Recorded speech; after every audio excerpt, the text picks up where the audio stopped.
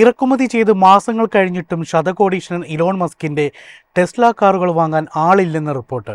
കഴിഞ്ഞ വർഷം ഇന്ത്യയിലേക്ക് ഇറക്കുമതി ചെയ്ത വാഹനങ്ങളിൽ 1/3 വിൽക്കാൻ ടെസ്ല പാടുപെടുകയാണെന്നും ഇതോടെ വിലയിൽ 2 ലക്ഷം രൂപയുടെ ഇളവാണ് കമ്പനി പ്രഖ്യാപിച്ചിരിക്കുന്നത്.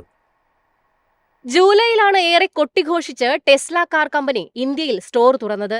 അന്ന് വിൽപ്പനയ്ക്കെത്തിച്ച 300 മോഡൽ വൈ സ്പോർട്സ് യൂട്ടിലിറ്റി വാഹനങ്ങളിൽ 100 എണ്ണവും വാങ്ങാൻ ആളില്ലാതെ കിടക്കുകയാണ്. ഇതേ തുടർന്ന് കാറുകൾ വിറ്റൊഴിവാക്കാൻ 2 ലക്ഷം രൂപയോളം ഇളവ് പ്രഖ്യാപിച്ചിരിക്കുകയാണ് ടെസ്ല.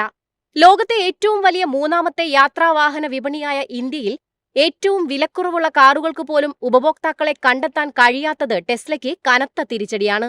ഇറക്കുമതി ചെയ്ത ടെസ്ലയുടെ കാറുകൾക്ക് 110% വരെ ഇന്ത്യ നികുതി ചുമത്തുന്നതാണ് ഏറ്റവും വലിയ വെല്ലുവിളി. നിരവധി ഉപഭോക്താക്കൾ ടെസ്റ്റ് ഡ്രൈവ് ചെയ്ത ശേഷം ടെസ്ല കാർ വാങ്ങൽ പദ്ധതി ഉപേക്ഷിച്ചതായാണ് റിപ്പോർട്ട്.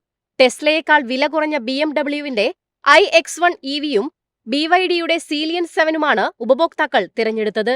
2 കാറുകൾക്കും ടെസ്ലയുടെ മോഡൽ വൈ വാഹനങ്ങളെക്കാൾ വില കുറവാണ്. 63 ലക്ഷം രൂപയാണ് ആഭ്യന്തര വിപണിയിൽ മോഡൽ വൈ കാറുകളുടെ വില.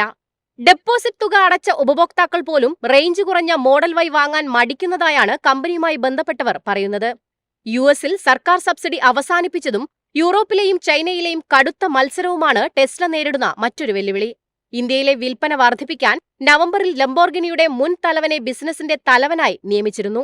കഴിഞ്ഞ ഫെബ്രുവരിയിൽ പ്രധാനമന്ത്രി നരേന്ദ്രമോദിയുമായി നടത്തിയ കൂടിക്കാഴ്ചയ്ക്ക് ശേഷമാണ് ഇലോൺ മസ്ക് ഇന്ത്യയിൽ ടെസ്ല കാർ വിൽക്കാൻ തീരുമാനിച്ചത്.